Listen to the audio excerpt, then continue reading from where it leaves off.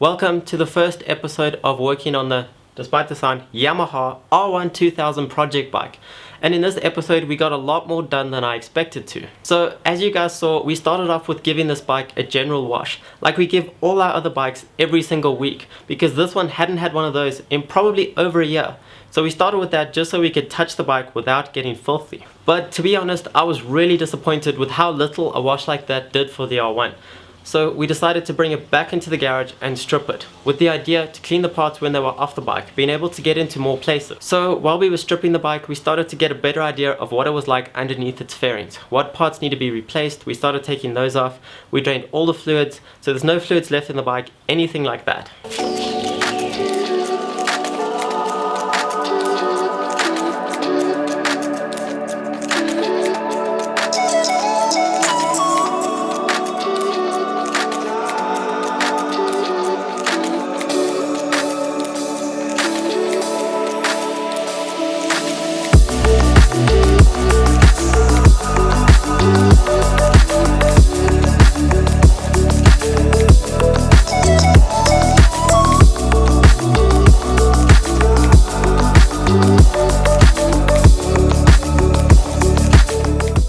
So this is what's left of the R1 now that we've stripped it. I think this is pretty much everything that we're going to take off of the bike.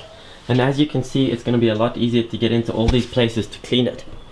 Currently the bike has zero fluids in it. There's no brake fluid in it. There's no oil, there's no coolant. As you can see, the radiator is over here. As you can see, we've got parts lying just about everywhere. The wheels are here, ready to get the paint off, the tires off, and the discs off. Before we had stripped the bike or even cleaned it, there were a few things that I thought we needed to replace. One of them was this. This is the underpiece of the tail. And it was disgusting. It had what looked like permanent dirt sprayed up from the back wheel because it's obviously missing its rear hugger. So there was what looked like permanent dirt all the way up the middle from the back wheel. And in this gap here, the guy tried to put clay in to smooth it over. So I was convinced that we'd have to buy a new one of these. But after hours of scrubbing to get all the dirt off and using some of this black chrome to make it blacker and look like new again, I think we'll be able to keep this part. So this is the exhaust that came off of the R1, and the headers are, as you would expect, a little bit corroded, but not in the worst shape. But then you get to the link pipe and it's utterly disgusting. There's a lot of corrosion on it. So we're gonna give them a bit of a sand to get all the corrosion off. And then we're going to spray, especially the link pipe, with high heat spray paint.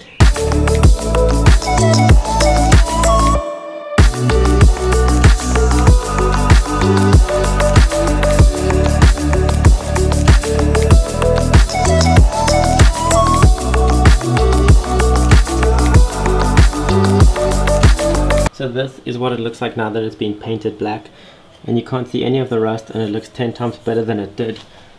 But the headers came out so nicely with a wash and some sanding that we decided to not paint them. This link pipe will be the only exposed bit with all the fairings on, and this should look nice.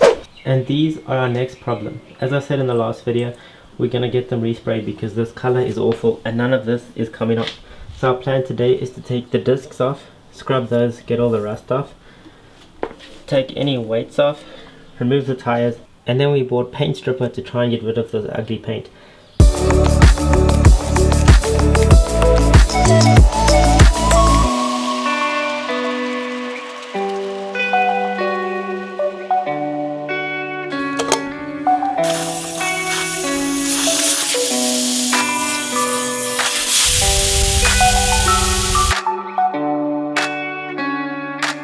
Okay, so now they are ready to get their paint stripped and to start looking better. We tried to take the tires off ourselves with tire levers, but it was nearly impossible, so we took it to a shop and now they're ready.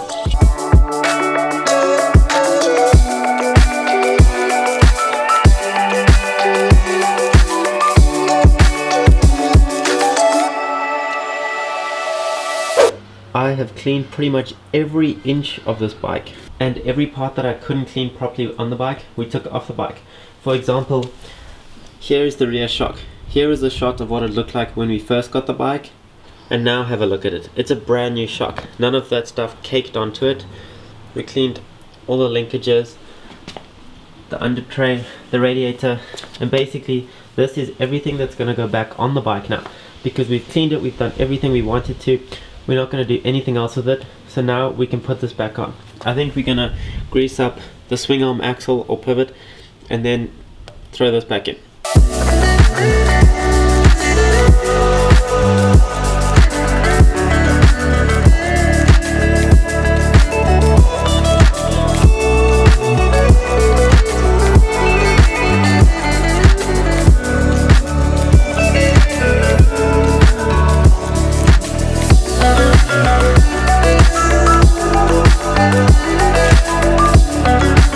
So about stripping the paint on the wheels.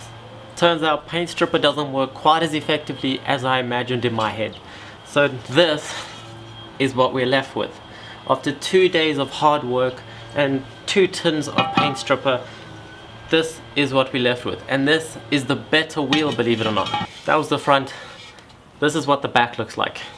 Tons of paint left on it still. So at this point, we're not exactly sure what we're going to continue doing. We might continue physically scraping it off with a scraper, more paint stripper and a wire brush drill bit on a drill. But that has taken us a long time and has been really painful work. So we haven't decided on painting or powder coating. We're going to see what each entail, get quotes, and then we'll make the next move on these. So that's it for this video. Thank you so much for watching, and I'll catch you in the next video.